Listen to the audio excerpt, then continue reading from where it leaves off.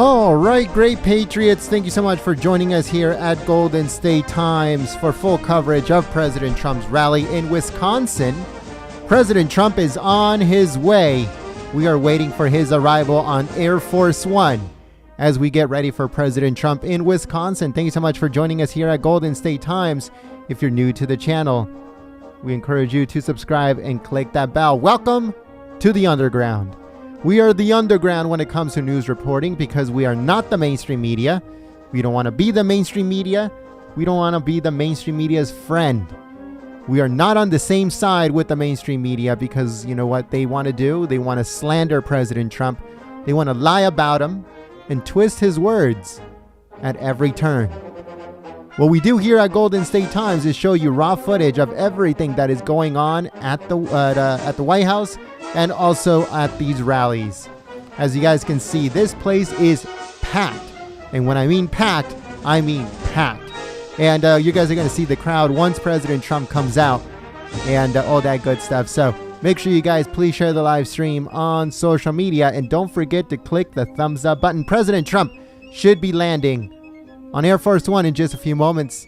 So make sure you guys share the stream, give it a thumbs up, and let us know what you guys think in the chat. Sound off. Where are you tuning in from? We got Patriots from all over the world. So if you're tuning in from any part of the world, let us know in the chat. Also, let us know where in the United States you guys are tuning in from here live at Golden State Times. Please share the stream, click the thumbs up button. It helps us out a lot.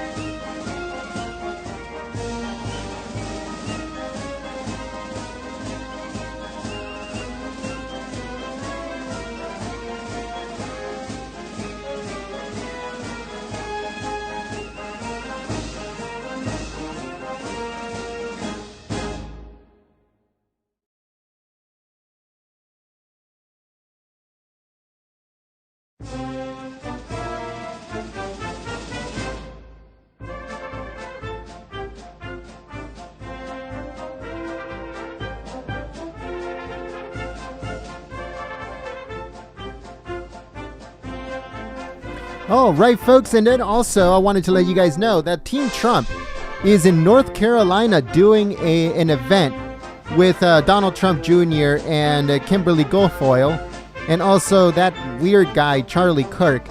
I don't know why they're using him, but anyways, they have an event going on also in North Carolina, and that place is also packed. I don't know if you guys seen the Trump trains that they've been doing with their cars, like Patriots. They go around with American flags, Trump 2020 flags, and they do like a convoy around cities. They've been doing convoys all over Texas, Oklahoma. We saw some in Nebraska. We saw some in California, believe it or not. There's some places in LA. They did some of those Trump train events in Beverly Hills, California, believe it or not, a few weeks ago. So they've been doing a lot of those. They've been doing also the boat parades for Trump, convoys for Trump, Trump train on their in cars for Trump. So the people are out there. The people are out there in large numbers supporting the president and supporting his re-election, his and Mike Pence's re-election for 2020. But we're going to share some of the footage from that event that they're doing in North Carolina on our Twitter at Gold State Times, so make sure you guys go and check it out. President Trump once again should be coming down, should be landing very, very soon. Thank you so much to all the Patriots who are tuning in here at Golden State Times for full coverage. We'd like to give a big thank you to Dina. Thanks so much, Dina, for your help and your support through Super Chat. Those Super Chats makes this possible, makes these events possible. So thank you so much for your help and your support.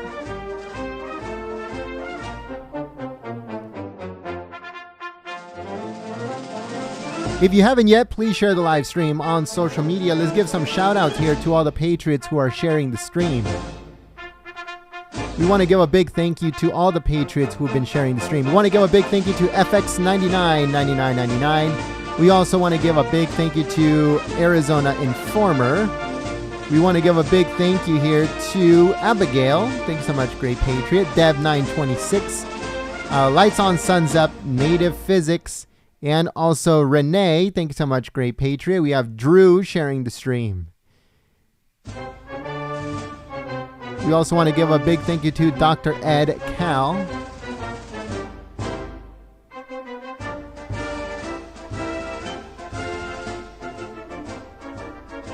We'll be giving more shout outs in just a few moments. President Trump should be landing very soon.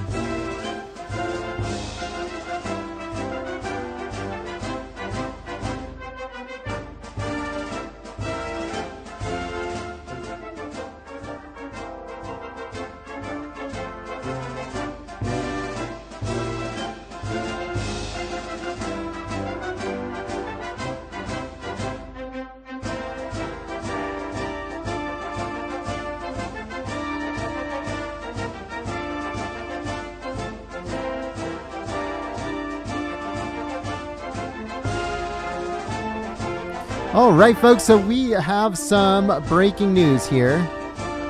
It looks like Twitter's public policy director has left the company, meaning he left Twitter to go and join Joe Biden's team. This is what President Trump was talking about in his tweet when he said, everything that is bad or that makes President Trump look bad, or the fake news media is trying to twist it so President Trump can look bad, on Twitter always goes trending for hours.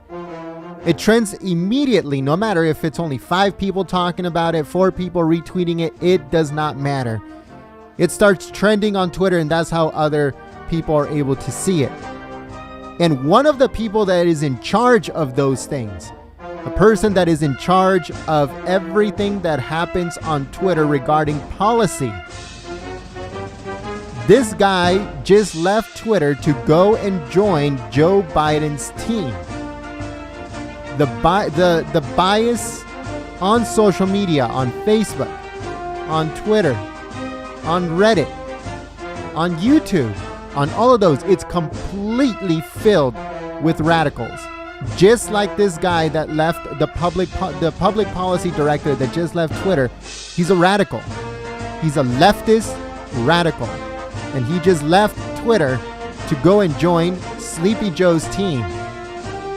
So if they ever say, oh yeah, there is no such thing as bias on social media, like Mark Zuckerberg wants to say all the time, he lies under oath every single time that he goes and opens his mouth. He lies about that there is no bias. Now we know. And we've been seeing it for a very long time. All the bias, all the leftist radicals that have been working in very, very high positions in these social media companies. One of them being this Twitter public policy director that just left the company. He left Twitter to join Sleepy Joe's campaign. So just wanted to let you guys know what's going on, folks. President Trump, like he said, he's looking at it, but who knows if he's going to do anything. Just like the whole deal with TikTok. TikTok was supposed to be banned the very first day, yet TikTok's still around. The due date was supposed to be the 15th. We are already the 17th, going into the 18th. Has TikTok been banned? Nope. The Oracle deal has been agreed to, but nothing has come from it because the federal government needs to approve it. President Trump said he was going to look at it and make his determination, and it's already been almost 3 days since the due date. Has TikTok been banned?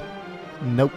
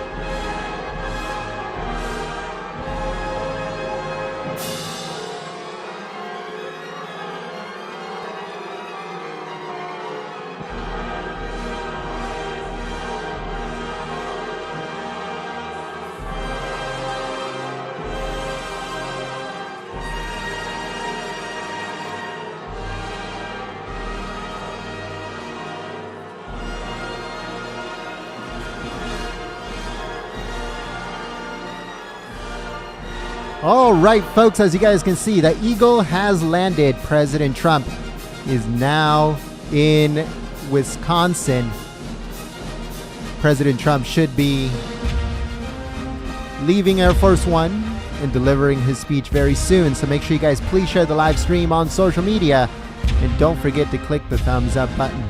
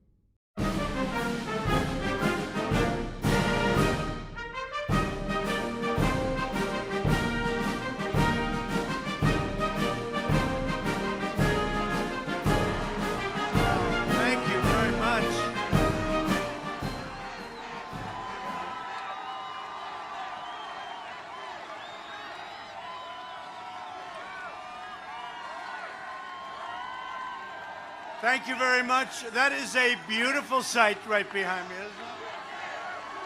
That's a beautiful sight. Thank you very much. And a very big hello, Wisconsin. We've been very good together. And I'm thrilled to be with thousands of loyal, hardworking American patriots. 47 days from now, we're going to win Wisconsin, and we're going to win 4 more years in the White House. This is the most important election in the history of our country. I feel that way so strongly, so do you. Joe Biden devoted his entire career to offshoring Wisconsin jobs, outsourcing your factories, throwing open your borders, dragging us into endless, ridiculous foreign wars, and surrendering your children's future to China. You know what he's been doing?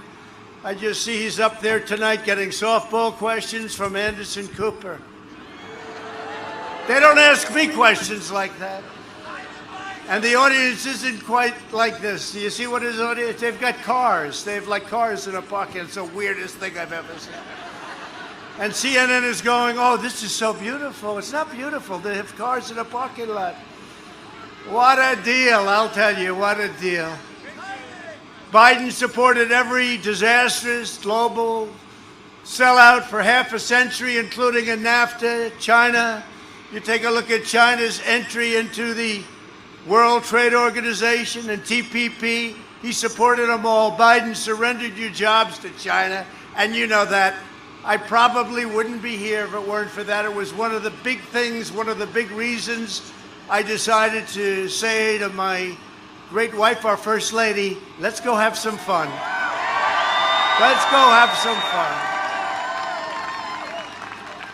And she's done a great job and very popular, and the family is all over the place, all over the country. But unlike Joe, who let you down when he never even came back to Milwaukee to apologize or just to pay respects, I came to Wisconsin, and I've been here a lot since we started this, a lot. And you've been a tremendous beneficiary of what I've done, and I have too, because you've been with me, you've supported me, and we've had great victories together, all victories, so I want to thank you.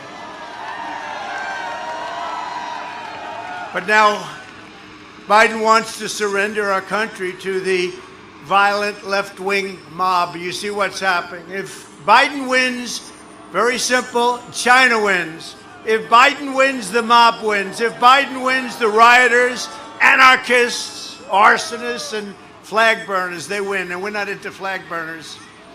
We don't like flag burners. I'd like to say pass a law, 1 year in jail, you start burning flags, we put you in jail for a year. We should do that. They would have done that. It's a different world, I guess, but it's sort of coming back to the way we have to have it because we're for law and order. They say, don't use that term, it's too tough. No, everybody wants law and order. Minorities want law and order. Everybody wants law and order. They have to have it. I'm running for the re-election, and a very important re-election, to bring jobs and factories back, and that's a continuation because I don't know if you know it, the single greatest year Wisconsin has ever had was last year. The second best year that Wisconsin has ever had was the year before. And guess what the third was the year before that? And you're going to have your best year economically next year. It's all heading in that direction. Despite the pandemic given to us by China. But we want to put the violent criminals behind bars, and we have to ensure the future belongs to America, not to China, not to other very terrible forces out there. Because if we win, very simply, America wins, and that's what we want. We want this great country to win. Over the last 3.5 years, we've secured America's borders, fixed the disastrous trade deals. They have been the worst ever. It was not even, when I looked at these, I studied them, and I used to talk about them. They had to be bad. When I started studying, I said, who are the people that made these deals? Grossly incompetent people.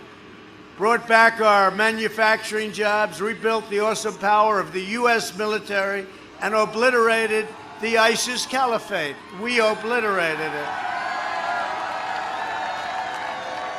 Obama was not able to do it. He wasn't able to come close. It was just announced that in 2019, before the virus came in from China, we grew median income by a record of $4,400 in just 1 year, achieving the highest median income in U.S. history. That's in the history of our country.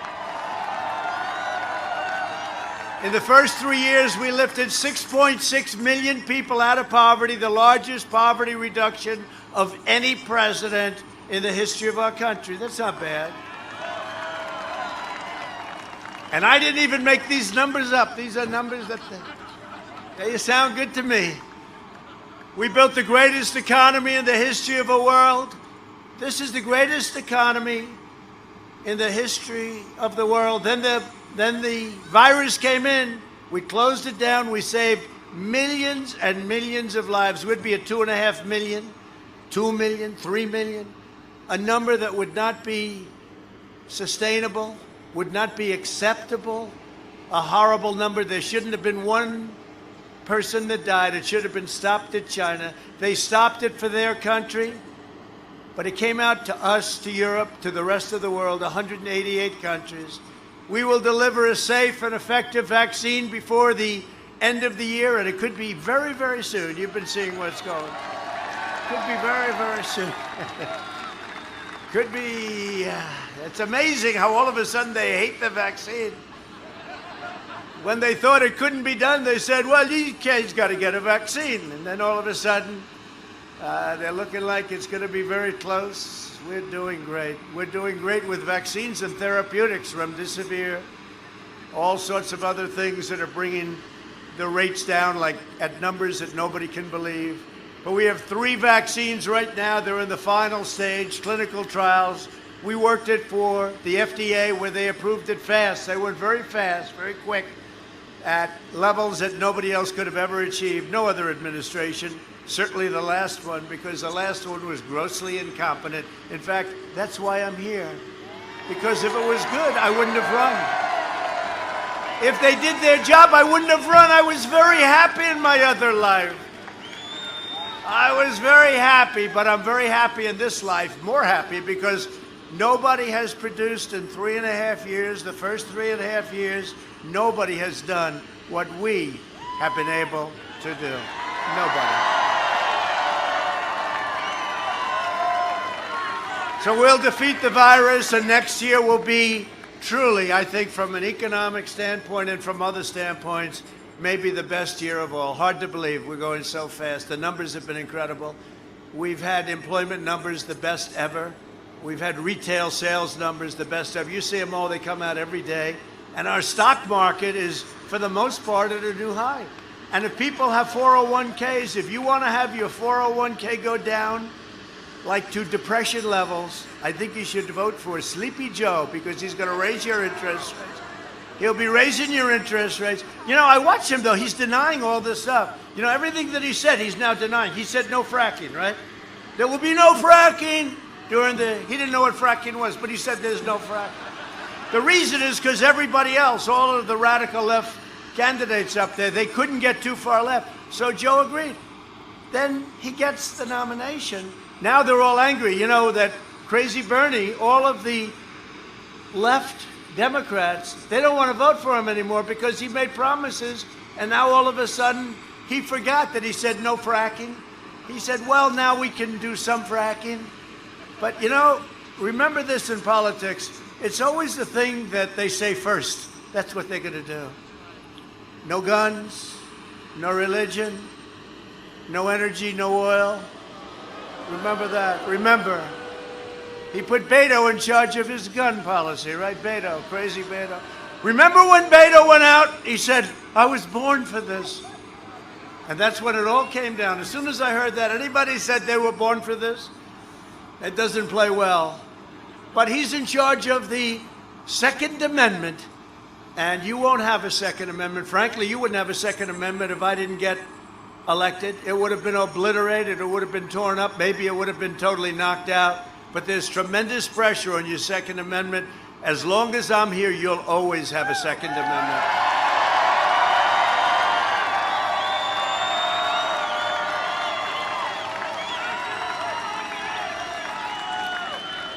But I want to just say, you know, they do disinformation. They make up a phony story, and then they go with it. They make up a totally phony story. It's called disinformation. And one of the things, what they did, the worst of all, was the soldiers, because nobody loves our soldiers like I do. And they made up a phony deal.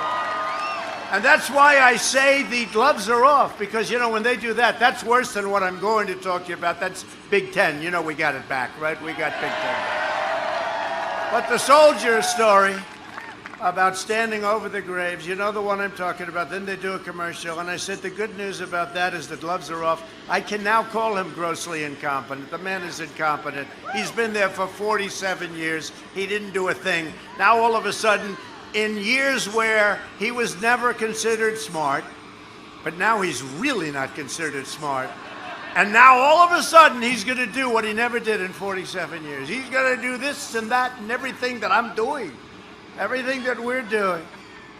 But I want to congratulate the Big Ten Conference on yesterday's announcement that the fall season will start very soon. Oh, I hope your team does well after all that. I hope that team does well. But I especially want to thank a football legend. He was great. Wisconsin's own Barry Alvarez. He was great. Good. Got to be careful when you do that. You know, a lot of times you don't like people too much. They say, oh, we don't. But he's a good man. We worked with him. We worked with a whole group, including the commissioner of the league. Did a very, very good job. Did a very good job. But we called them, and the reason is that they took an ad. In other words, another one, disinformation. They took an ad saying I was against football. I'm the one that said they shouldn't close. But I said that, you know, if they close, they close. But then they took an ad saying I'm the one, I didn't want it. I wanted it closed. So then I said, well, no, I don't. I want it open. Let me call up the commissioner. We called up the commissioner. And he was great. He said, you really think so? And bottom line, we worked very hard, lots of calls to lots of different states, lots of people. We dealt with the players, the parents of the players who are really the boss. That's okay, I won't say that. But these are players that have a shot at the NFL. They have a shot at pro football. We want the NFL to proudly stand when they sing our national anthem, right? Or their ratings are going to continue to go down like they did last weekend, down 27%, because people don't want that. You know what? We have enough politics, right? We have politics here. We have politics all over. In fact, sometimes I have to turn it off. I can't do it anymore. I can't watch me. I can't watch me. I can't watch. But no, we have enough politics. We don't want to watch now on Sunday. Oh, here we go again with the politics. Let them play football. Let them stand and salute or put your hand on your heart and be proud of our country and be proud of our great American flag. And then go home to the mansion and have a good time, take a nice sauna. And then if you want, after you recover, you come out and you go and you do your thing, whatever the thing may be. But people don't want to see it, and the ratings are down. Here we go again. You know, I thought we taught them that lesson 2 years ago, didn't we think? I thought we taught that lesson.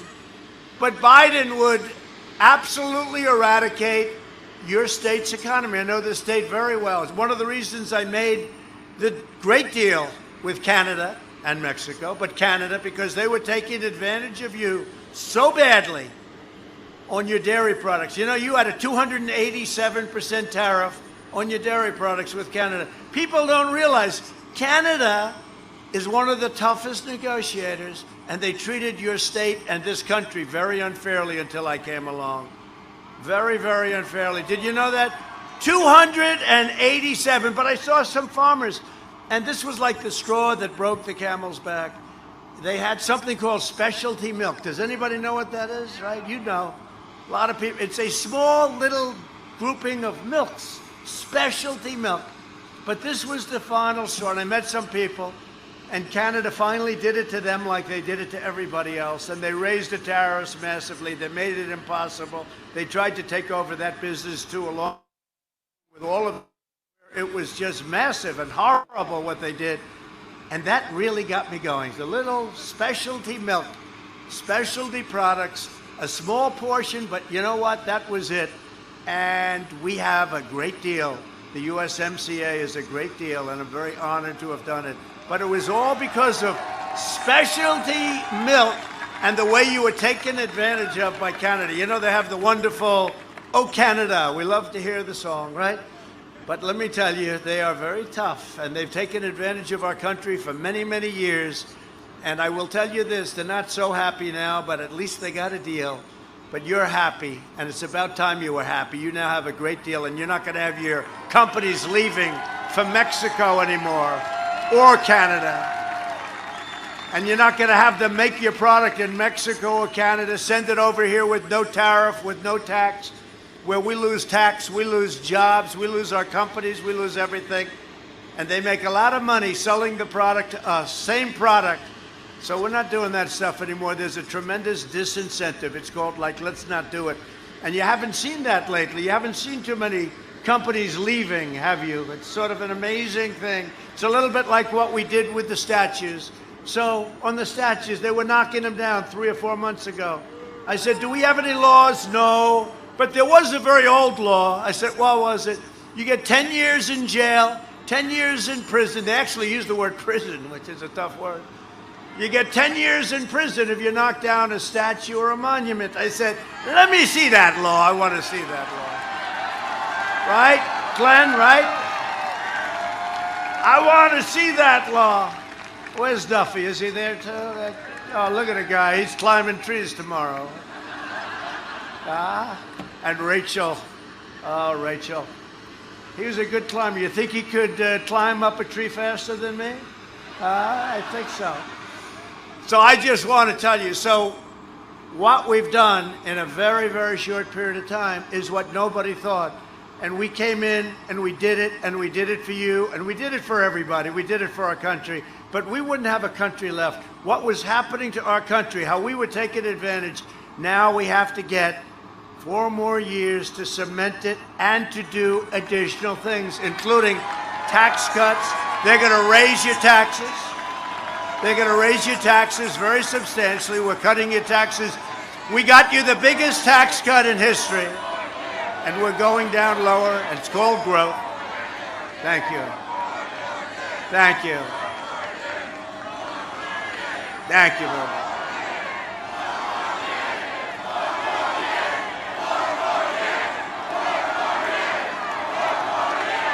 Thank you very much. So big tax cuts, big regulation cuts. The Democrats, they want to just really break us down in terms of our competitive ability to compete with other nations. Do you notice what's happening with Japan? Do you notice what's happening? We have taken billions and billions of dollars in from China. We charge them a fortune. In fact, many farmers in this group, because you gotta love Trump. I gave you $28 billion, right? Thank you very much, China, right? You were targeted. $12 billion, Sonny Perdue, Secretary of Agriculture. I said, Sonny, how much have they been hit for, targeted for? Remember when China said, we're not going to do anything, we're not buying, they thought they were going to put pressure on us. Sonny said, sir, 12 billion the year before last, and last year was 16, total of 28 billion. We took 28 billion out of the tariffs. China never paid us 10 cents. Not 10 cents with Obama and Biden. And in all fairness, with no president, they paid us nothing. They pay us now tens of billions of dollars. I took a small portion of it. I added it up, 16 and 12, 28. And I said, $28 billion is going to the farmers. Did everybody get that money, right? You had a very good year. You know, the farmers have had a very good year. Last week, China ordered, and you have to understand, I view China differently now than I did 6 months ago. We made a great trade deal, but I view it differently because I don't know if I can ever view it the same. But last week, they know how I feel. and they're very smart. So instead of saying we're not going to do business, which would have been okay with me, we would have worked it out somehow. You would have been very successful, the farmers. But last week, they had the largest order of corn, did you know this, in the history of our country. Did anyone know this, the farmers? From China, thank you very much. The largest order of soybeans in the history of our country, and one of the largest cattle orders in the history of our country, because they're very smart. Somebody else would have said, well, let's not do business, and then it would have been easy for me. But they gave us so much. I have every farmer calling up saying, please, do me a favor. We love this. We love this. This is a great deal. It's a great deal, but we feel differently about it, don't we? We just feel differently about it. I don't talk about it like I used to. I talked about it. It was great, and it's turned out to be a great deal, but I don't talk about it the same way. At no time before has there been a clearer choice between two parties, two visions, two philosophies, or two agendas for the future than these two parties. You got law and order on one side and you have chaos on the other. On November 3rd, Wisconsin will decide whether we will quickly return to record prosperity or whether we will allow Biden and the Democrats to impose a $4 trillion tax hike, ban American energy, confiscate your guns, which is what they want to do, shut down the economy, destroy the suburbs. You know, they were destroying our suburbs. You know that, right? I don't know. Somebody said, you're just doing okay in the suburbs. I said, how can I do okay? I saved the suburbs. What I've done is save the suburbs. And you know the story. I don't have to go into it, but I saved the suburbs. I think the suburbs, you know that last time, 4 years ago, oh, he's not going to do well with women. I did great with women. They said, well, a big thing. Remember that? Election year. He won't do well. This will be a very short. Not doing well with women. I did great. They said at the end of the night, after they announced I won, they said, what happened? Well, he did very well with women. I don't know how it happened there. They said he did very well with African American community. He did very well with Hispanics. They said he did very well with everything. We kicked their ass. That was them.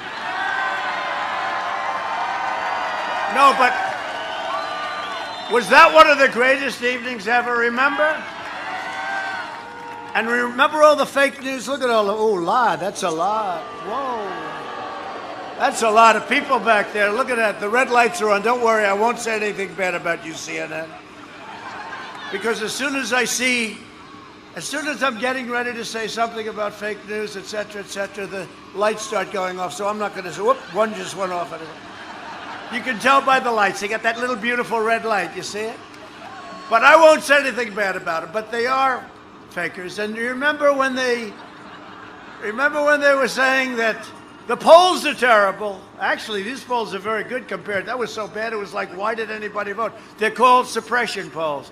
They make them so bad that you lose all your appetite, you lose all your spirit, they take your guts out, and you don't go and vote. And your wife looks at you and said, darling, I love that guy, but he's not going to win. He doesn't have a chance because the polls, he's down 10, he's down 20, he's down 50 points, darling. He can't possibly win. Let's go have dinner and then we'll come home and watch his concession speech. But my people didn't buy that because my people went out to vote.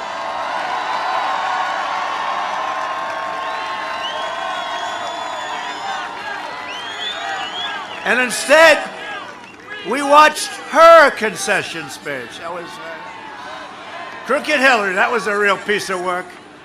Remember when she was saying, will you accept the decision of the voters? Will you accept that decision?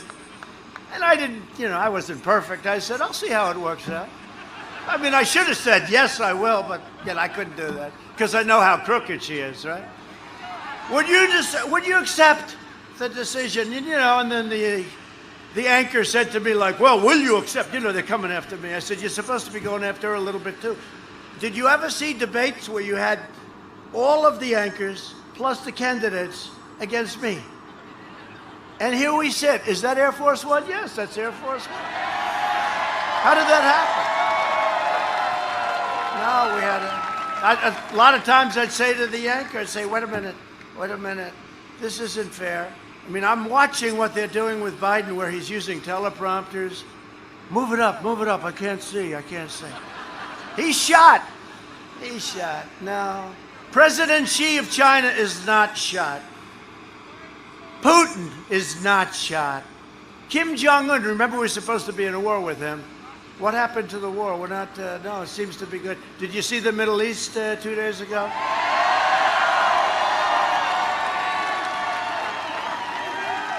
Remember our incompetent negotiator, John Kerry? He never got up to walk. The guy's getting beaten on every point. I say, walk, walk, get up and leave the table. You're giving up. They'd say, we want this. He'd say, well, I'd rather not. We want this. Okay, you got it. We want that. You got it. We want that. Say no and walk. They'll probably, possibly call you back. And if they don't, that's okay too. But right now, I will tell you, Iran, if we win, Iran will be calling us within the first week. They're dying to make a deal. GDP down 27%. They don't have too much money for terror anymore. It's actually amazing. Do you notice what's going on?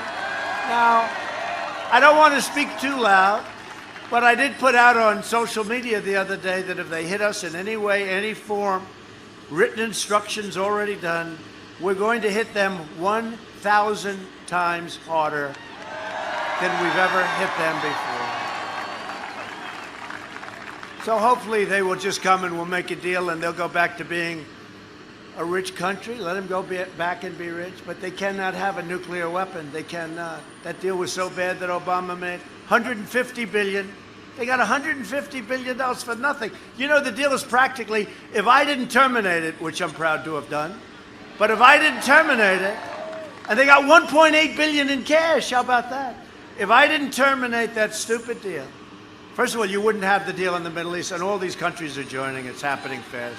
They're all wanted. They want to all join. We did it, you know, the reverse. We did it the reverse.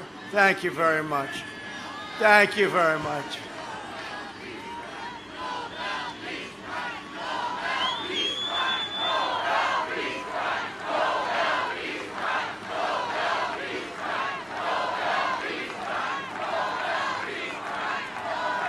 You know, it's interesting. Thank you very much. I knew I liked you. You know, so the Nobel Peace Prize. So the funny thing, a lot of people don't know it because the fake news doesn't write about it. So if you're a president, right, and you are nominated for the Nobel Peace Prize, you're the United States. No, but think of this. That's a big deal. I mean, Obama got it like in his first couple of weeks, and nobody knew why he got it, including him. Remember, he couldn't tell you why. He had no idea. To this day, he has no idea why he got it. But if you're a president and you get nominated, then 2 days later, you get nominated. Did you know this? A second time for a different deal. Kosovo. Serbia. They've been killing each other for hundreds of years. I stopped a lot of death, and I did it like easy. It wasn't hard for me. It's sort of a natural thing to do. But we did a good thing. But you know what? They did a check. So I got nominated twice for the Nobel Peace Prize. That's a big deal. I don't know.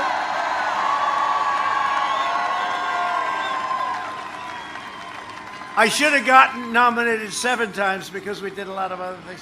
But these are for 2 different deals. And not one mention was made on the evening news. Think of it. Now, when Obama got it, it was headlines, headlines. Our president just got the Nobel Peace Prize. He was just nominated, headlines. Like his first little while, he got it. And to this day, and frankly, he did a lousy job. He was a lousy president. He really was.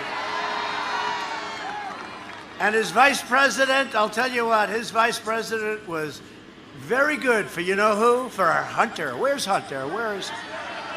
Remember the quid pro quo? Remember? I'm not giving them that $1 billion unless you get rid of that prosecutor. And whoa, they got rid of the prosecutor. Here's the $1 billion, right?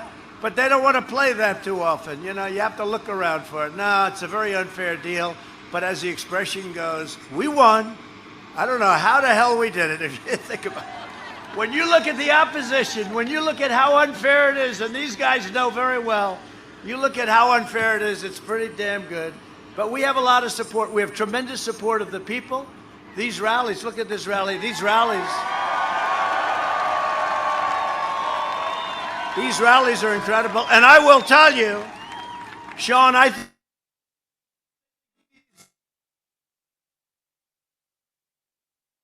he's got no enthusiasm. The only enthusiasm is for the people that want to beat us. They want to beat me. That's the only thing he's got. Gap ever polled. Again, I'm not a believer in the polls, but I believe that one. It's the biggest enthusiasm gap. He's got no enthusiasm. The only enthusiasm is for the people that want to beat us. They want to beat me. That's the only thing he's got. The people that want to. They couldn't care less about him. He could be that piece of wood that was left on the ground. Biden will hand the left-wing mob the keys to your kid's classroom. Earlier today, I took a historic stand against the hateful lies being fed to America's youth. The parents know all about it. And I checked. They're doing it in Wisconsin, too. I'm a little surprised. I'm a little surprised I know you people. I'm a little surprised you let it happen, actually. But we're going to get rid of it. I announced that we're launching a new pro-American lesson plan for students called 1776 Commission. We're going to teach our children the truth about America, that we're the most exceptional nation ever to exist, and we're getting better every single day. Sleepy Joe Biden is wholly owned and controlled by the far left. He even opposed sending the National Guard into a place called Kenosha. Did you ever hear of Kenosha? How about that? Did we do a good job? Now, I mean, I wish we did it a little sooner, but we finally got your governors okay. You know, we have to do that. If we got to get the governors to say, please do it. How they don't do it in some other places when you look at what's going on with Chicago, right? When you look at what's going on with Portland, those are just anarchists. You know how long it would take us to fix up Portland in terms of ending it all? I'd say far less than an hour. I'd say a half hour. Look at what we did at Minneapolis. You know, we're doing well in Minnesota because they saw what happened. Now, they shouldn't have allowed it to go on for 11 days. They should have called us immediately. But you remember that beautiful night? Nice evening. A little problem. There were a lot of buildings in the background that were burning down to the ground. As reporters said, no, this is a peaceful protest, okay? By the way, officially, this is called a protest. You know that. We no longer call it rallies. We don't use the term rally, okay? Rachel knows. We don't call them rallies anymore because, you know, you're not allowed to have a political rally for more than 10 people. You're not allowed to go to church. You're not allowed to meet. You're not allowed to talk to anybody. You have to stay in a prison. Your home has become your prison. And then I'm saying, well, what are you allowed to do? Sir, you're not allowed to do anything. I mean, there is one thing, but it doesn't pertain to you. What is it? Well, you are allowed to protest. Oh, really? Oh. Hence the name. We call them friendly protests. So these are protests, so it's totally allowed. This is a protest. Remember, when they walk out and when you walk outside, what do you consider this? Did you enjoy the rally? No, I really, this is a protest, I'm sorry. No, they had a little line, and but I don't know if it's your state, but a couple of them, you're allowed to protest. So you can't go to church, but you can rip the hell out of the streets of Main Street and Fifth Avenue, break up the stores, burn down the buildings, climb over each other's face. You can climb right over their face. You don't have to wear masks. You don't have to do anything. 25,000 people walking down the street, looters, anarchists, agitators, burning down stores, throwing things at police. They've taken the authority away from our police, our great police. They've taken their authority and their dignity away. We're giving it back. We have to. We have to. By the way, I was endorsed by New York's finest, and we're with them all the way. I was just endorsed 2 days ago by Chicago police. I think that takes courage, right? Philadelphia, Florida, Texas, everybody, Ohio. I don't know, is there one group of, even if it was a tiny little group of 2 or 3 police, did anybody endorse Sleepy Joe? I don't think so. But we did a great job in Kenosha. We got out there. I went there, as you know, a little while ago. But had we not gone in, that place would have been burned to the ground. They did damage. We should have gone in. I wanted to go in the first night. We would have stopped it immediately. But it was a great outcome, as was in Minnesota. Again, if they would have called us early, it would have been over. Portland, oh, I'd love to go there. That would be so easy. You know, in Seattle, they heard we were coming in. They gave up. I said, that's enough. We're going in. I don't care. We're going in. Do you have permission? No, we're going in. They took over a chunk of the city. And when they heard we were going in, it's like, well, we give up. That was the end of the Seattle problem. Now it's a terrible thing that's going on. All in Democratic-run, super liberal-run cities. The red cities are doing great. I think we're doing great all over. The Republican cities, you know, we're fair. We're not stupid. How stupid these people are. Did you see Chicago? 48 people shot. 6 died. You know, we're in Afghanistan. We're pulling the troops. You know that. We're coming back. We're almost finished. We're pulling, finally, these endless wars. These endless wars. And we had to fight other things, but we've done a great job. But we're acting like a police force over there. No, we're pulling troops. We're almost out of Iraq. That's another one. We're down to about 2,000 troops. Did you know that, Sean? 2,000 troops. So Syria, we're out, but we kept the oil. So we have some. Was it okay that we at least kept the oil? You know, I feel badly because we have some troops. Oh, you haven't pulled the troops. I said, no, we're gone. We pulled all the troops out of Syria. Remember, we were supposed to be guarding the border between Syria and Turkey. I said, why are we doing that? They said, well, you know, we are. I said, wait a minute. We have an army of 100,000 here, an army of 25,000, 30,000 here. We got 5,000 soldiers in them. That's a very dangerous position to be in. I don't like it. They've been guarding their own borders with different names for 1,000 years.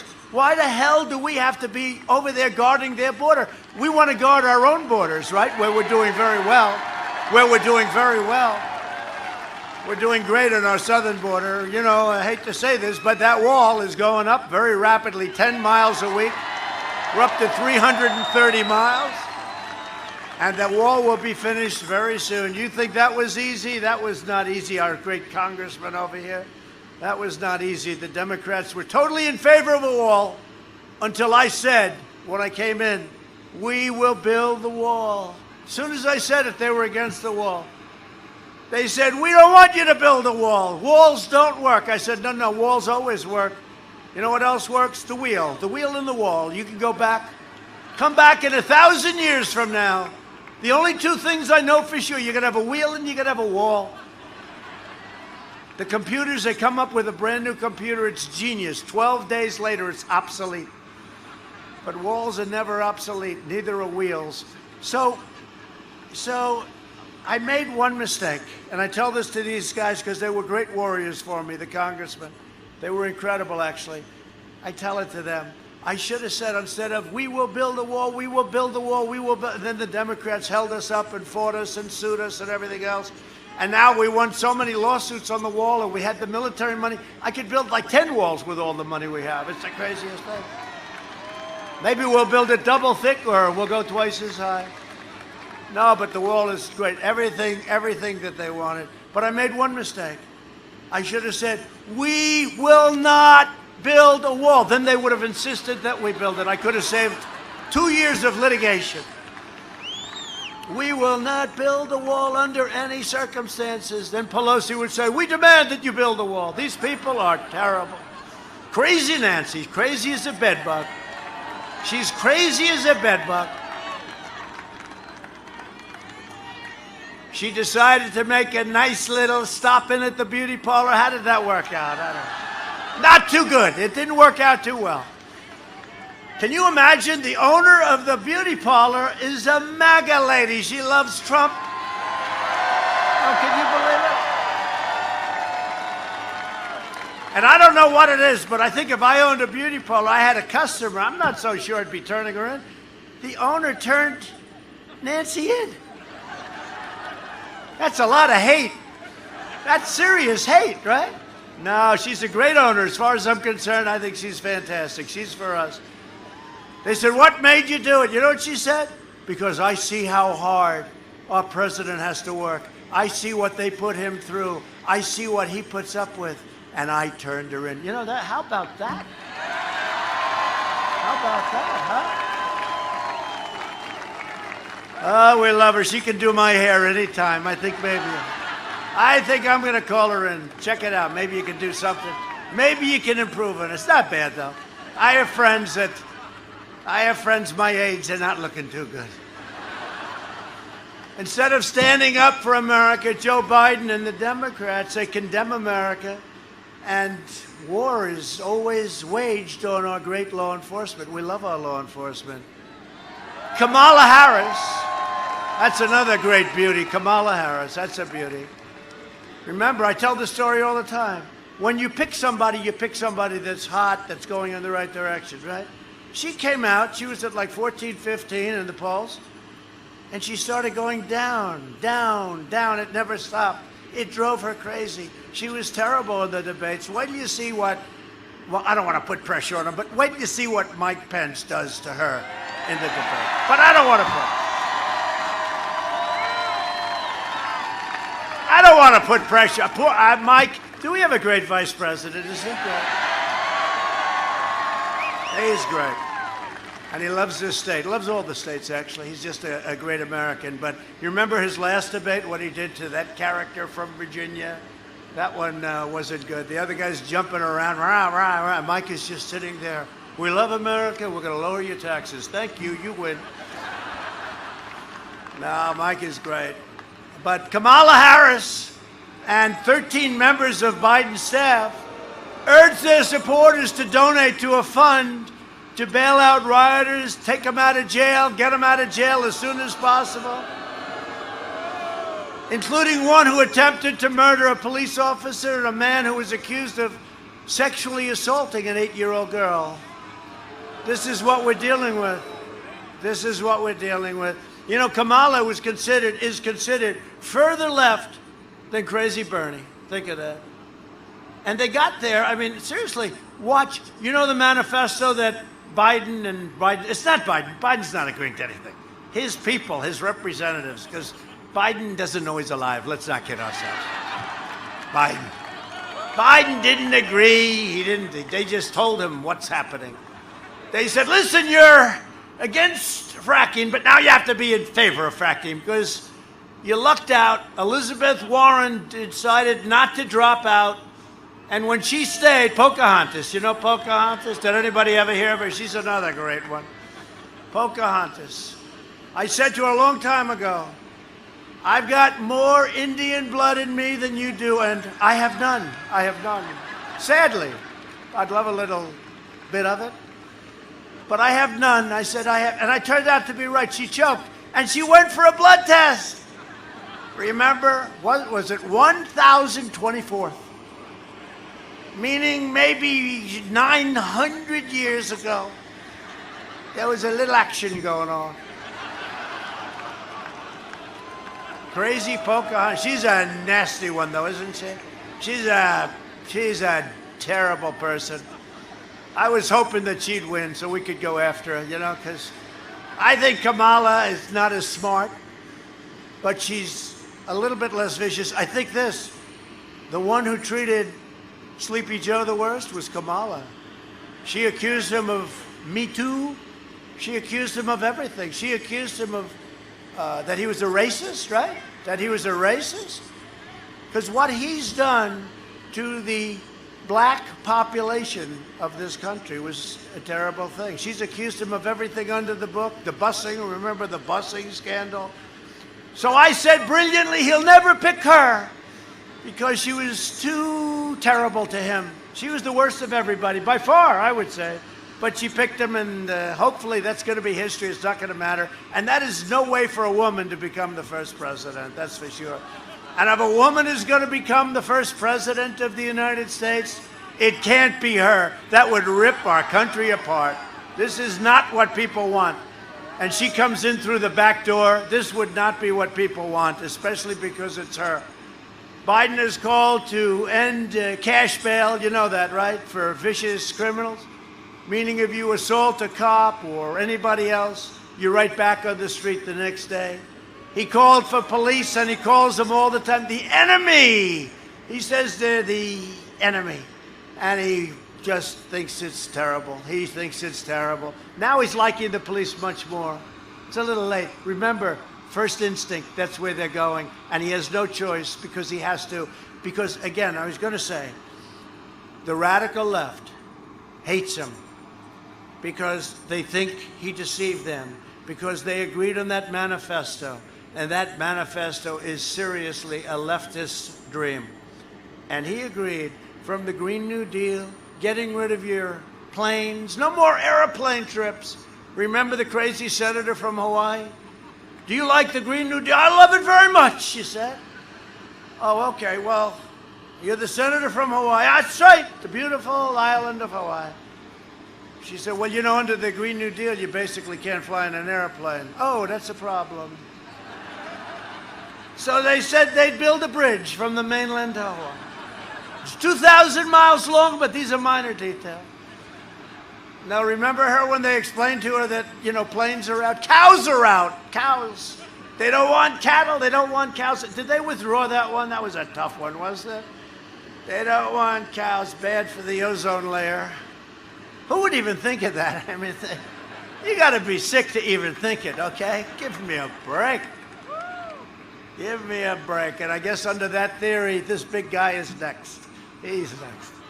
No, it's a sick deal going out there. You know, to do it the way they want would cost $100 trillion. That's more money than this country could earn in 1,000 years, okay? To do it right. We don't like that building. The windows are too large. Oh, okay, let's rip it down and build a new one. What windows are you going to have? We're not going to have windows anymore. Environmental. So it's, you know, they love wind too, right? The big windmills, I always say, the greatest graveyard in the world for birds, just walk under a windmill. You will see more dead birds than you will ever imagine. What's happening, including eagles. You know, in California, they put you in jail if you shoot a bald eagle, right? You go to jail, right? These windmills are knocking them out of the sky all day long. It's unbelievable. And yet they want wind. And wind also is it's very hard to store the electricity from wind. So if you go home and you want to watch television because President Trump is on and you want to watch one of his very brilliant State of the Union addresses, if the wind isn't blowing, the husband looks at the wife and says, darling, I'm sorry, you can't watch tonight. The wind is not blowing. And she looks at him, I like the old days much better. But the rhetoric of Biden and the radical left puts your law enforcement in serious danger. Last weekend, 2 Los Angeles sheriff's deputies were ambushed and shot at point-blank range. And we have everybody looking for that creep that did it. And, you know, I called him an animal the other night. I said he's an animal. And we were challenged by some people on the left. He's not an animal. He's a human being. He's not a human being. They got to find him. They got to find him. And penalty has to be very fast, very swift, and very, very severe. Can't do that.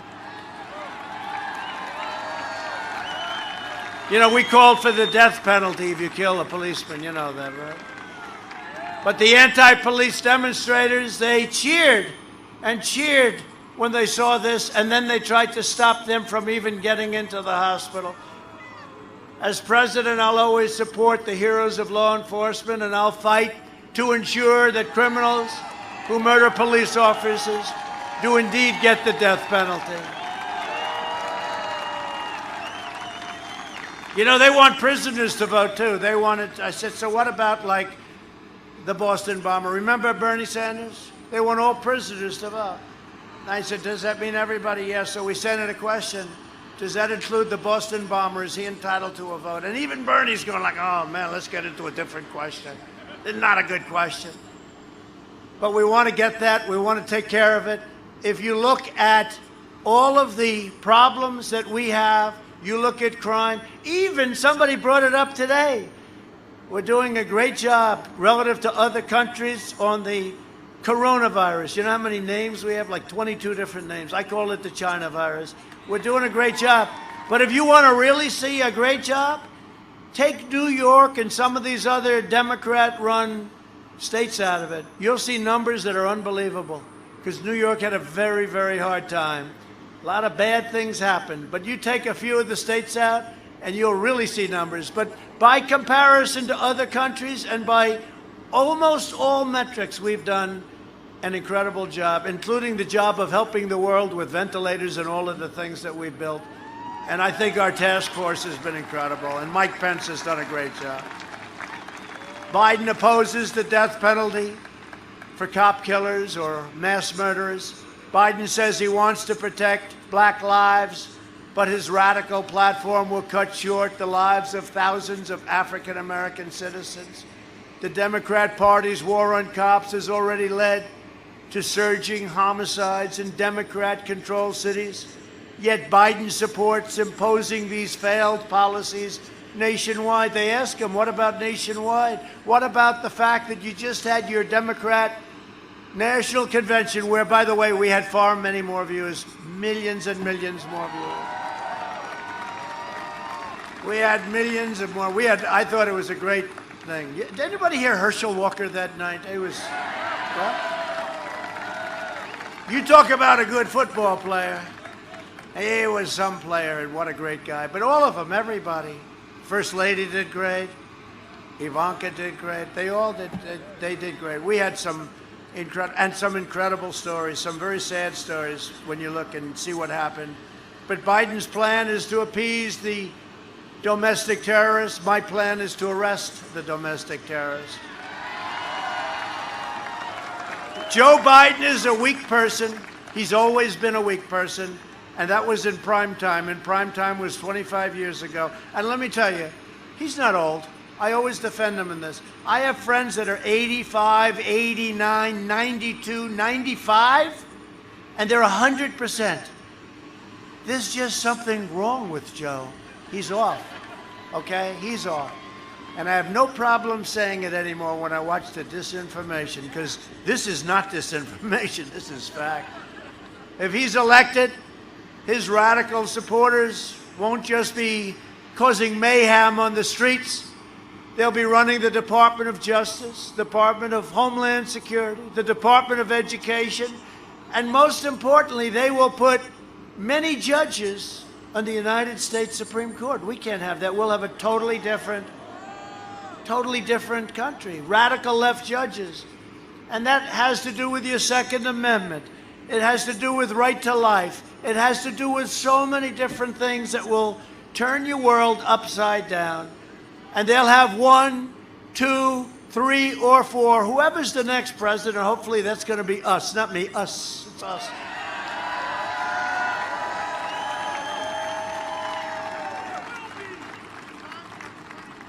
But you know, think of this, by the end of the term, we'll have approximately 300 brand new great federal judges, Court of Appeals judges, 300, which is a record.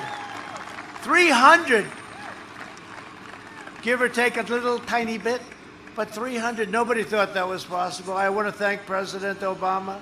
He left us 142 openings. Nobody gets left one opening. A federal judgeship is a big deal. Nobody gets left any openings. He gave us 142 openings. Thank you very much. What happened? They thought Hillary was going to win. So they didn't push it. And then they said, wait a minute, these polls are getting a little close at the end. And they tried like hell to get some judges approved, but it didn't work. That's what happens. You got to go and you have to act fast. You got to get it done. Get it done, right? Like we get things done like nobody's ever gotten it done. Oh, he was a great president. He was great. He left 142 judges for the Republicans. He was a great president, right? If you're of that side of the plate, if you're of that ideology, and you had a president that left you 142 federal judgeships, I don't think you rate him as doing a good job. Hey, look at what happened in Iraq. Look at what happened with ISIS. Look at what happened with our military. Look at what happened with our vets. Our vets are better taken care of now than they've ever been in the history of our country.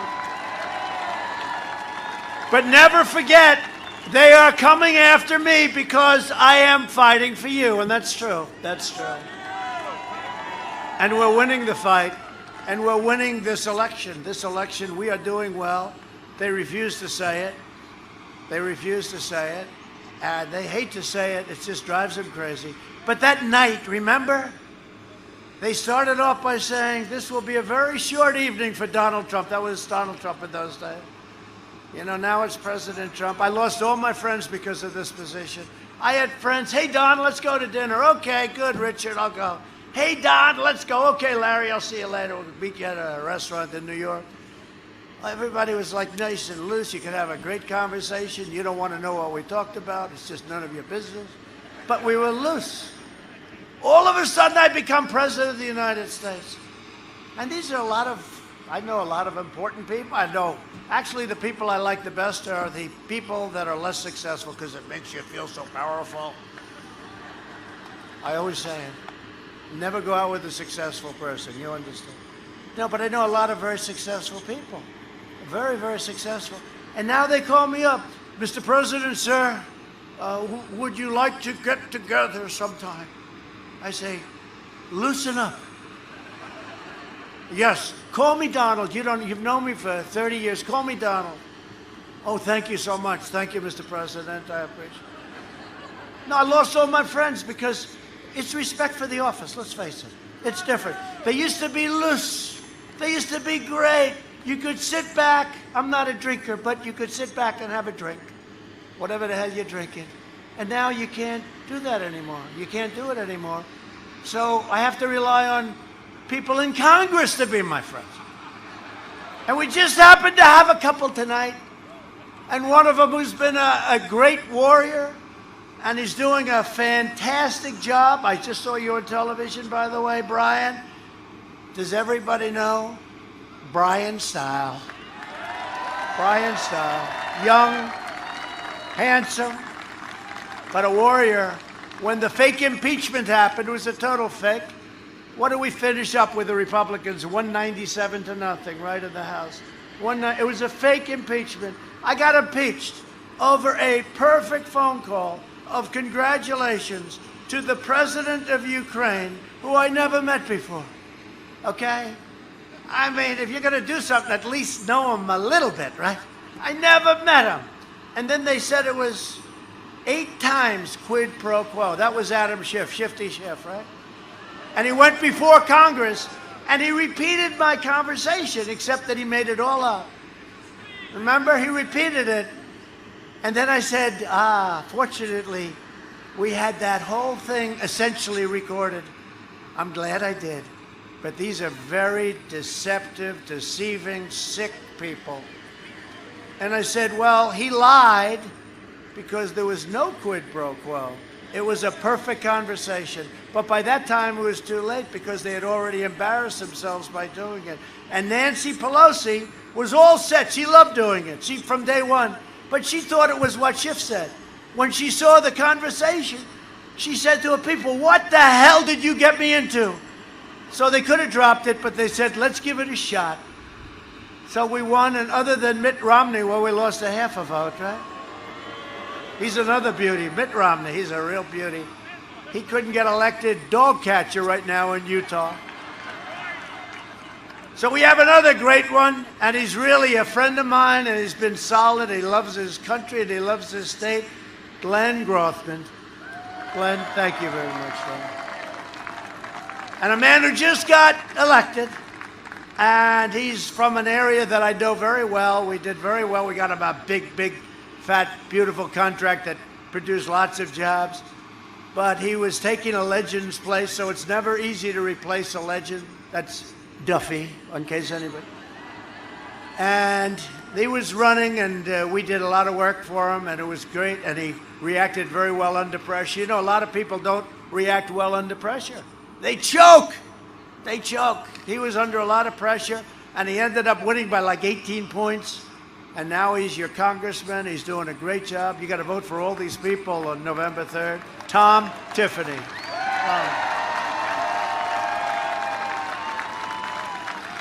Thank you, Tom. And we have a great congressional candidate. Derek Van Orden. Where's Derek? Derek, good luck. I hear good things, Derek. Got my total support. I hear very good things. I can only support if I like.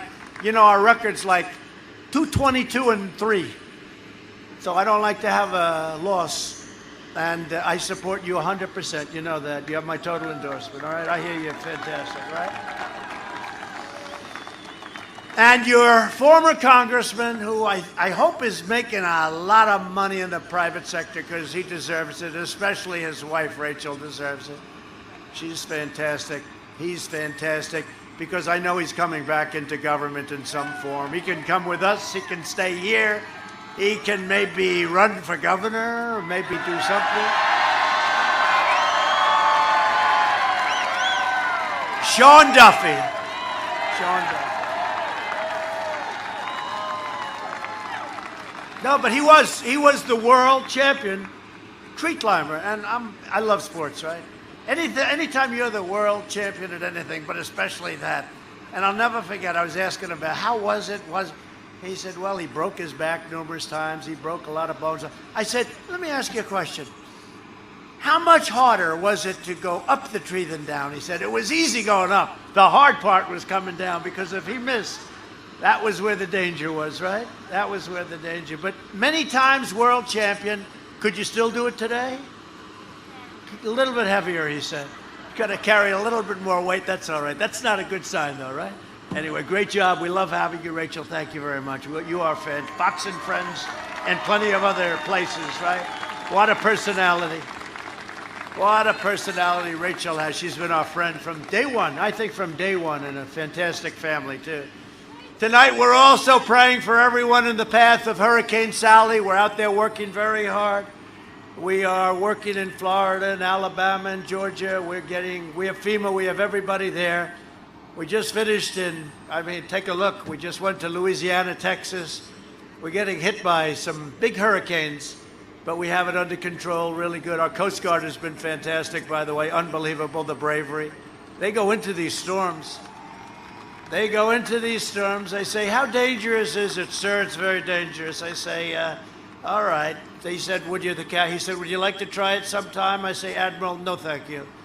I'll take a pass. I think they might have a problem with me doing it. But I will tell you, they are. You know, in Texas, they saved 16,000 people 2 years ago. The Coast Guard, U.S. Coast Guard. I think there's no brand, to me, that's gone up more than the U.S. Coast Guard. So it's great. And we're getting them new ships.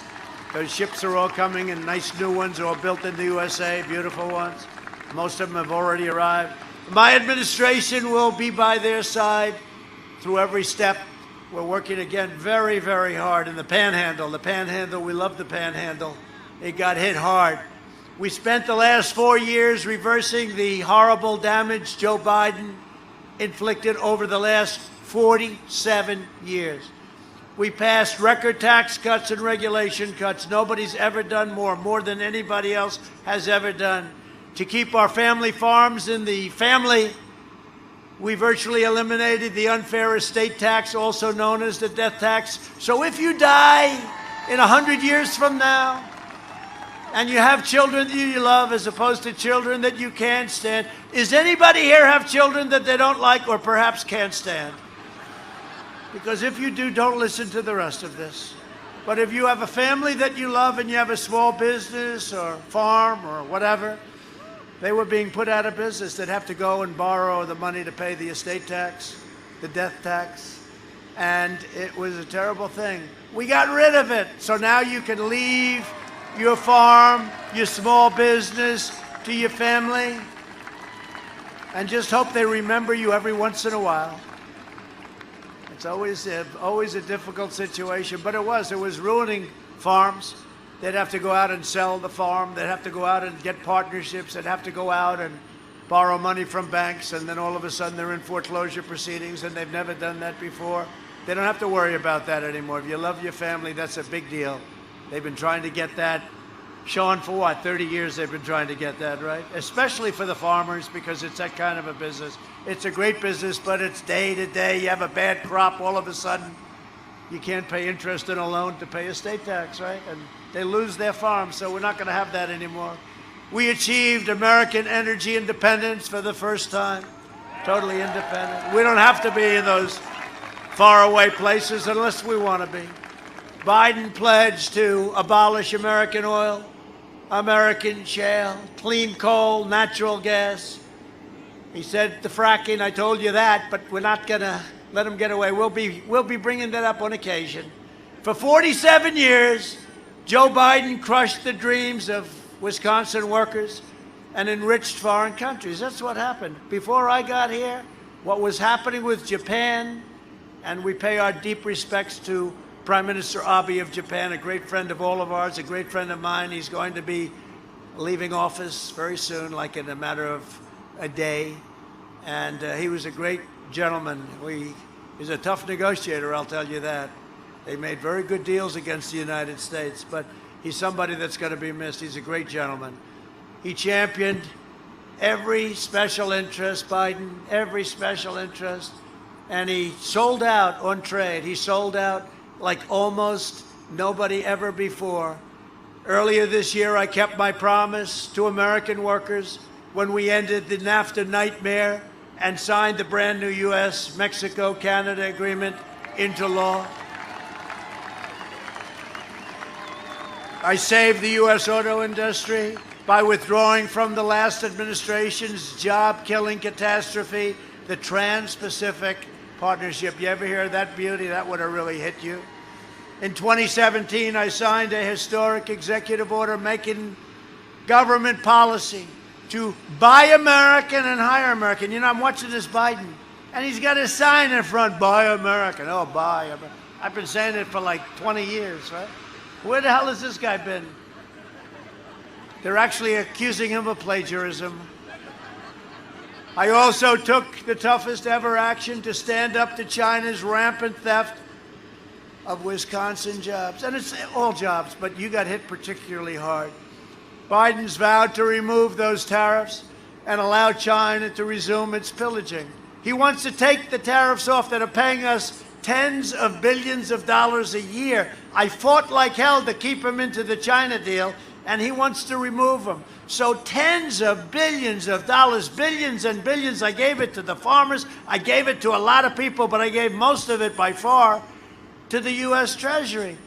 He wants to take them off. So let me just ask you just a very innocent question. There's a young man about 4 years old up front. I think he could give the answer.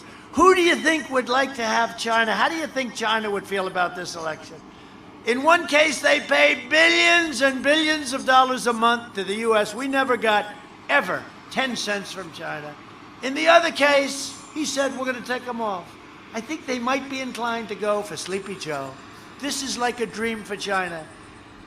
Joe Biden's agenda is made in China.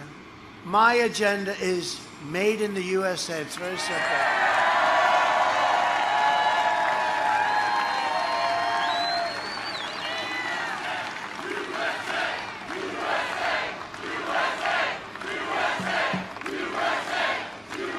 So we did many things, not only China, not only the $28 billion to our farmers. We did so much, and I'm proud to announce that I'm doing even more to support Wisconsin farmers. Starting next week, my administration is committing an additional, you've been asking for this for a long time, $13 billion in relief to help farmers recover from the China virus, including Wisconsin's incredible dairy, cranberry, and ginseng farmers who got hurt badly. Been after that money for a long time. When the Wisconsin timber industry was threatened, I imposed tariffs on dumped foreign timber and subsidized products, saving many, many timber jobs in your state. If Joe Biden gets in, the radical left will shut down Wisconsin's timber production for environmental reasons. You believe that? Oh, boy. It's so sad to see it, and that would happen, but we can't let that happen. We've come too far. We're so good. If that virus hadn't hit us, and it did, and it hit the whole world, but if it hadn't hit us, we would have numbers the likes of which nobody thought were even remotely possible. But it did, and we saved a lot of lives. You know, they keep saying, oh, by the way, If we had 2 people die, they would have said he did a terrible job. If we had 100 people die, if we had 1,000, no matter what we do, we have trade deals. We announce a trade deal. Everybody's saying how great it is. Schumer and Pelosi see it. They have no idea what the deal is. We don't like the deal. Did you look at it? Oh, of course we looked at it. It doesn't have tariffs. Oh, no, it does have tariffs. They know nothing about the deal. Automatically, anything we do, they just take the reverse. But you know what? I'd probably do it to them too, so I can't complain. On perhaps no issue have our opponents more thoroughly betrayed working families of all backgrounds than on the subject of immigration. Under my administration, we've achieved the most secure border in American history. We ended the catch and release. You know what catch and release is? Yeah, catch them. They may be a killer, they may be a criminal at the highest order. You take their name. Then you're supposed to bring them to a court, like Perry Mason, right? But we actually catch them, take their name, release them, say, come back in about 4 years for your court case. We ended all this stuff. And you think that was easy? It wasn't easy, let me tell you. It was tough. But we have a really good, secure border, and the president of Mexico has been terrific. We right now have 27,000 soldiers from Mexico guarding our border, free of charge. We stopped asylum fraud, and we've deported 20,000 gang members and over 500,000 criminal, illegal aliens of the worst kind. We're enforcing the clear requirement that newcomers to our country must be financially self-sufficient and not reliant on welfare. They have to sign a document.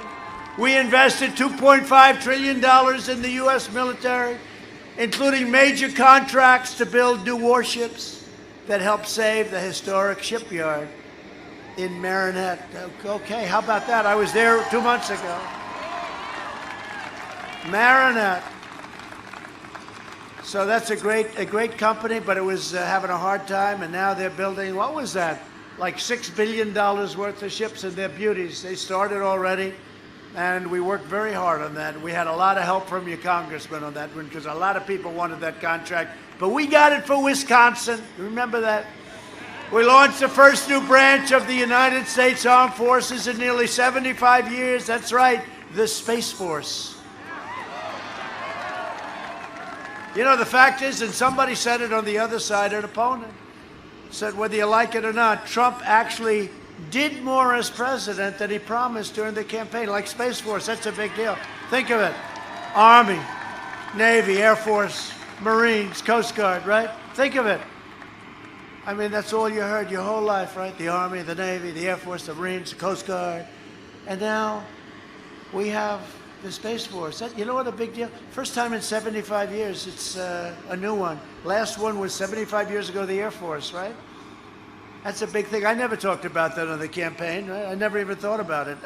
When I became president, I said, we have to do this because I saw what Russia was doing and I saw what China was doing. And they've created their Space Forces. I said, what are we going to do, not have it? It's going to end up being maybe your most important, or certainly one of your most important, because that's where it's at. In terms of defense, in terms of offense. We passed VA choice and VA accountability for our great veterans, and we had the other day veteran satisfaction, 91%, the highest score we've ever received. Do you ever notice, remember years ago, every story, every night, the nightly news, you'd always have horrible stories about the VA. You don't see it anymore. Now, I don't want to give them any ideas because they'll search all over the country for a vet who's unhappy. I'm hurting myself by telling this story. This is not a good story, but remember that every night you'd have these horror stories about the VA. You don't see it anymore. 91% approval rating. I kept my promise, recognized the capital of Israel, and opened the American embassy in Jerusalem. I recognized Israeli sovereignty over the Golan Heights, and we achieved the first breakthrough in the Middle East peace, and you saw that 2 days ago. UAE, Bahrain, Israel, nobody thought it was even possible. I saw John Kerry on television the other day. It is not possible. Then we waited a little while. He went very, very strong. It is not possible. And it was not only possible, we have many countries that are joining us very soon. We killed the founder and the leader, the vicious leader of ISIS, al-Baghdadi. We killed him.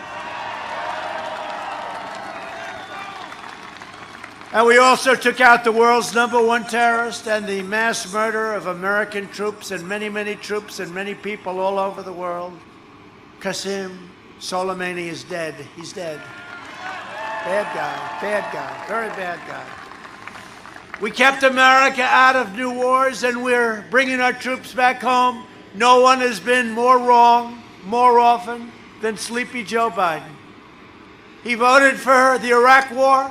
He supported the defense sequester that gutted our military.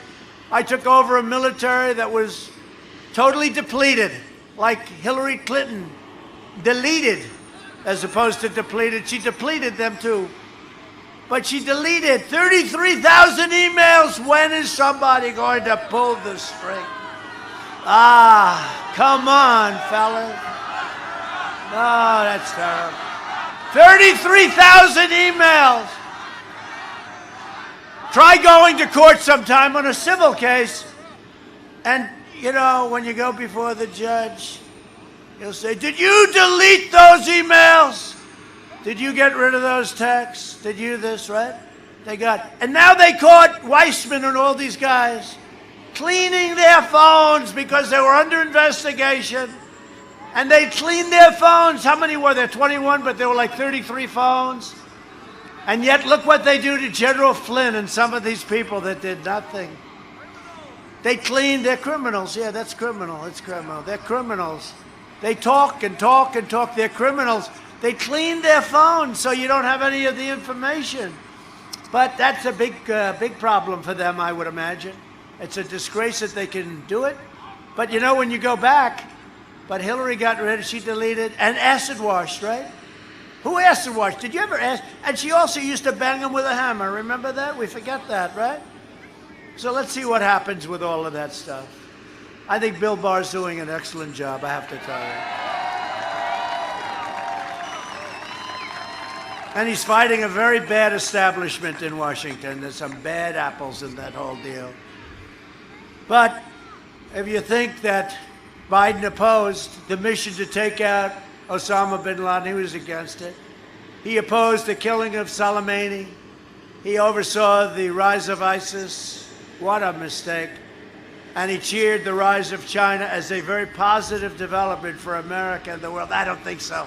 I don't think so. It's not been too positive. If it were up to Sleepy Joe Biden, bin Laden and Soleimani would be alive.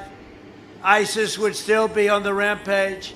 And China would now be the dominant power in the world. And they're not. And they're not even close, I will tell you. We have weaponry, the likes of which nobody's seen. You know, 2.5 trillion buys you some good stuff, especially when we have the finest scientific minds and military minds in the world. We have weapons, the likes of which nobody's seen, and just hope to God we never have to use them. I say that, and I say it strongly. Hope that we never have to use them. My attitude was that, and I've learned this a long time ago, by having them, we keep ourselves out of war as opposed to bringing ourselves in war. But we have built and created weapons, the likes of which this world has never seen before.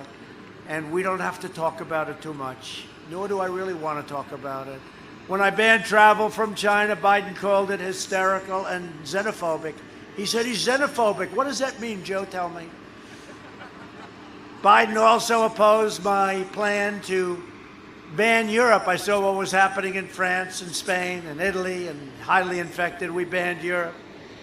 If we had insisted and listened to Joe and insisted on doing what so many other people said doing, which is you don't have to do the ban, hundreds of thousands of more Americans would have died from the plague.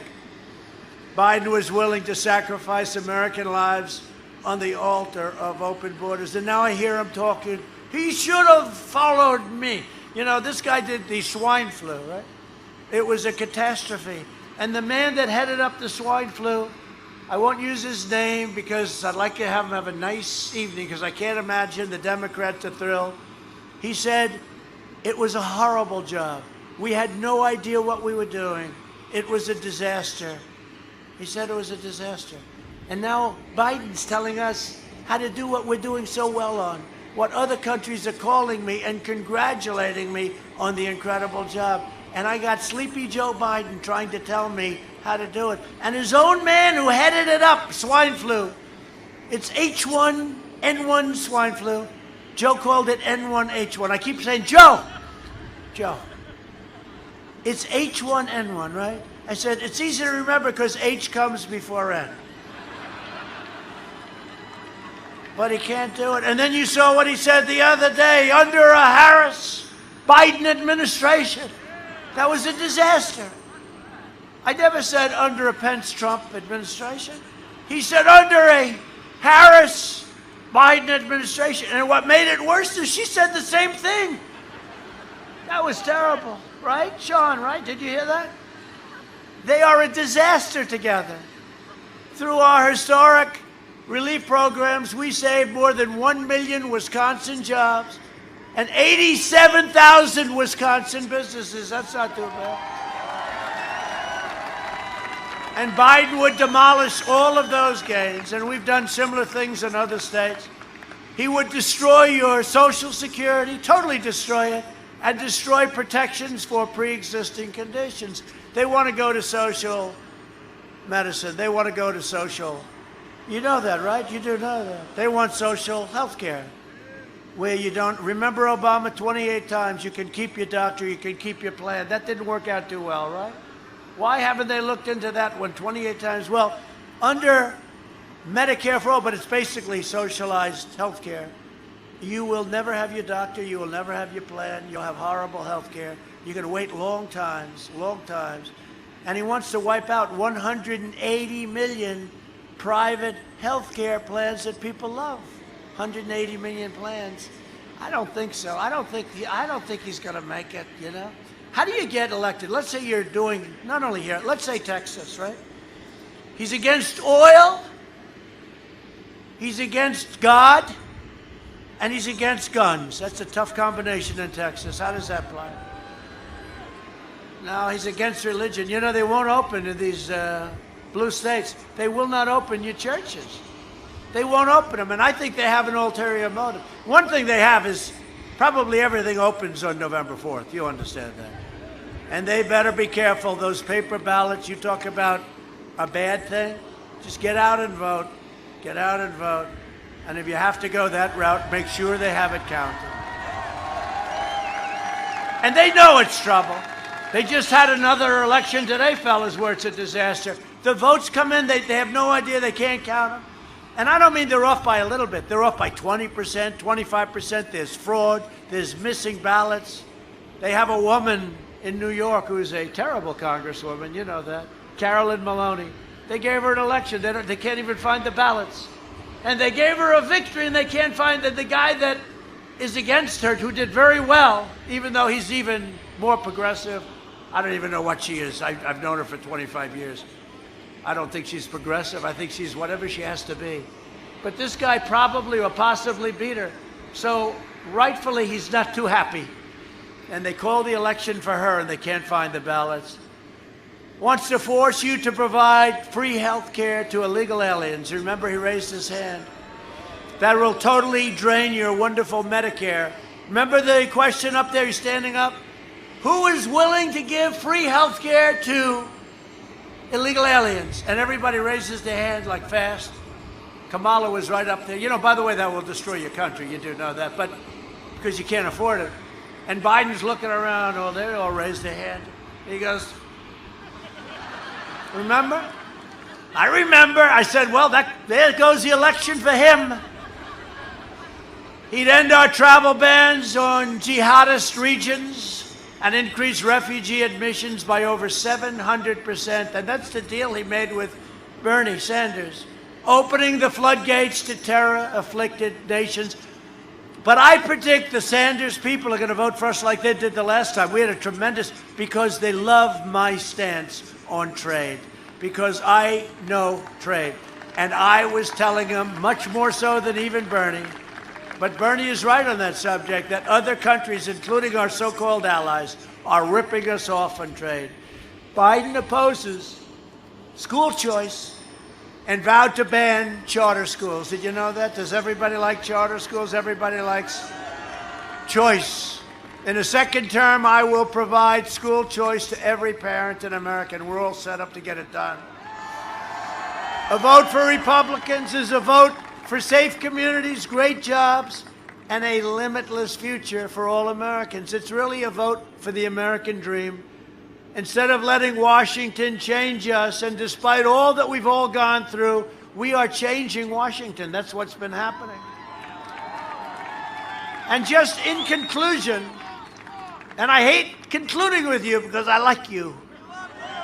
I like you. I don't know why the hell I like Wisconsin, but for some reason.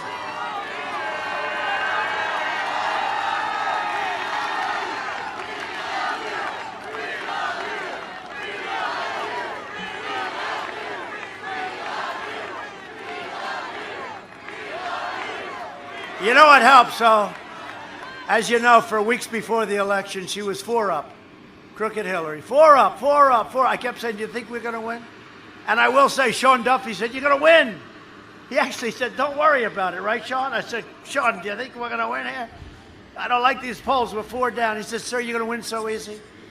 And early in the night, they said, Donald Trump has won the state of Wisconsin. And so when I'm here speaking in the freezing cold, I'm lucky. I said, do you think we have, it's very warm in New York and very warm in Washington. It was hot, actually. And I said, do you think we have a coat on the plane? They said, yes. I said, what's the temperature? Sir, it's 49 degrees. I said, how about giving me a coat? They have everything on Air Force One. That's a great thing. Got more televisions than any plane in history. They've got televisions in closets, on floors, on ceilings. But over the next 4 years, we will make America into the manufacturing superpower of the world, and we will end our reliance on China once and for all. We'll make our medical supplies right here in the United States and right here in the great state of Wisconsin. We will rapidly return to full employment. It's happening very fast. Soaring economies, and the record prosperity will be even greater than it was last year. We will hire more police, increase penalties on assaults of law enforcement, surge federal prosecutors into high-crime communities, and we will ban sanctuary cities, which are deadly. We will appoint prosecutors, judges, and justices who believe in enforcing the law, not their own political agenda. We will ensure equal justice for citizens of every race, color, religion, and creed. We will defend the dignity of work and the sanctity of life. We will uphold religious liberty, free speech, and the right to keep and bear arms.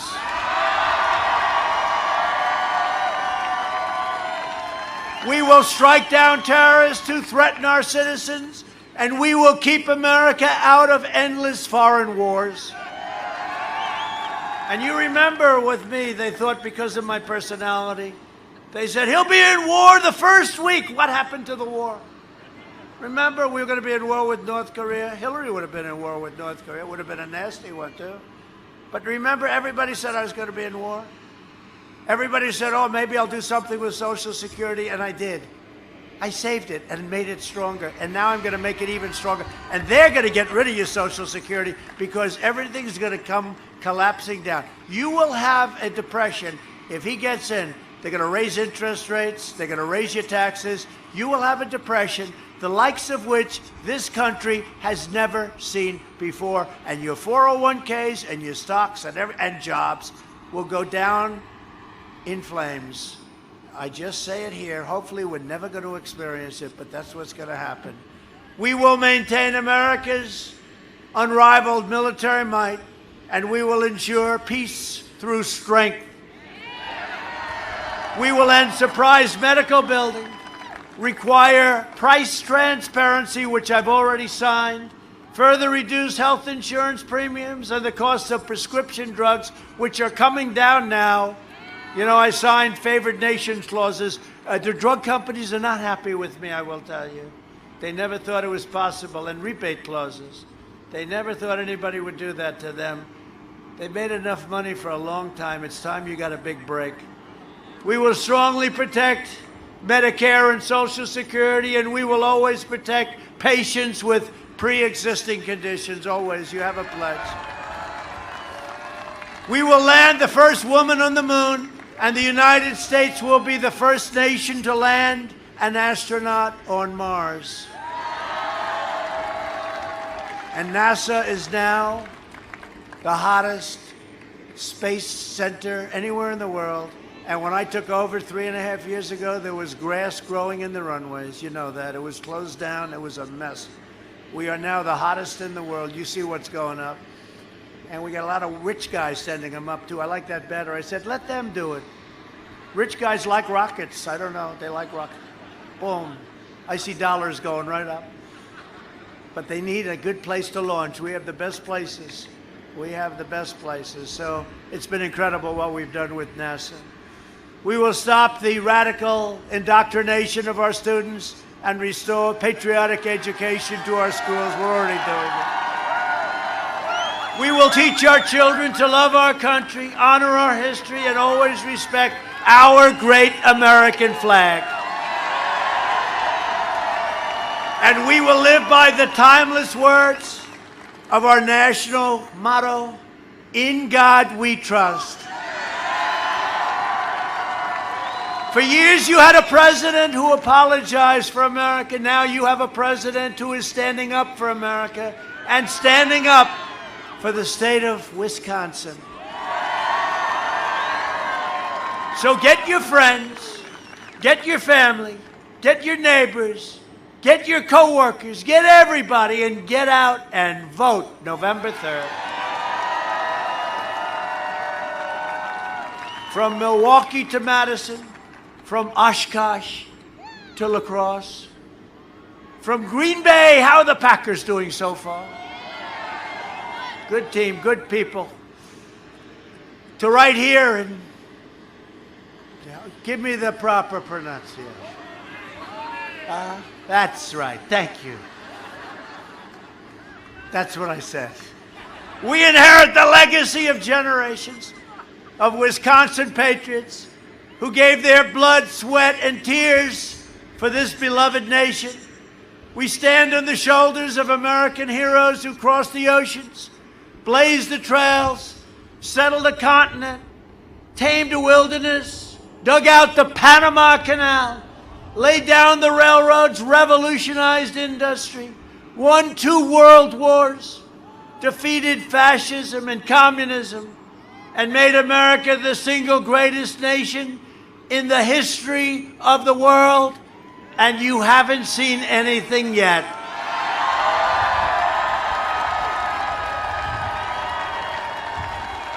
Proud citizens like you help build this country, and together we are taking back our country. We are returning power to you, the American people. With your help, your devotion, and your drive, we are going to keep on working. We are going to keep on fighting, and we are going to keep on winning, winning, winning.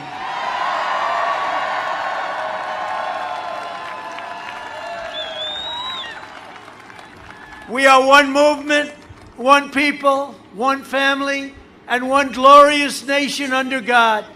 And together with the incredible people of Wisconsin, we will make America wealthy again. We will make America strong again. We will make America proud again.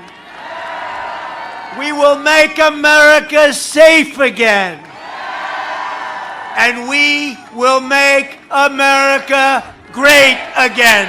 Thank you, Wisconsin. Thank you. Thank you.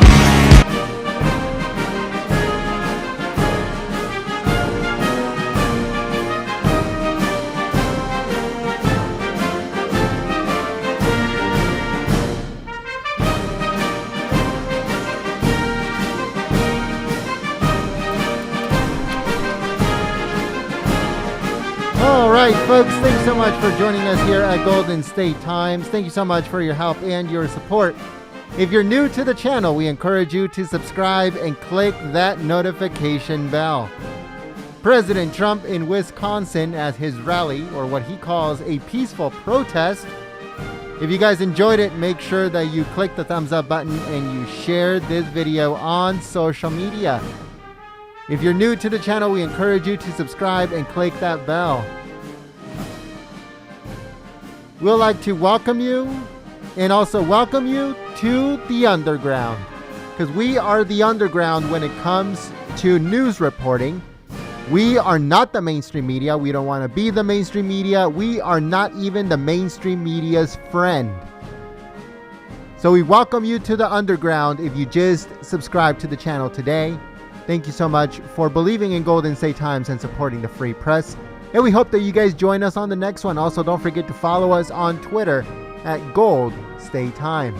Thank you so much, folks. Have a good night.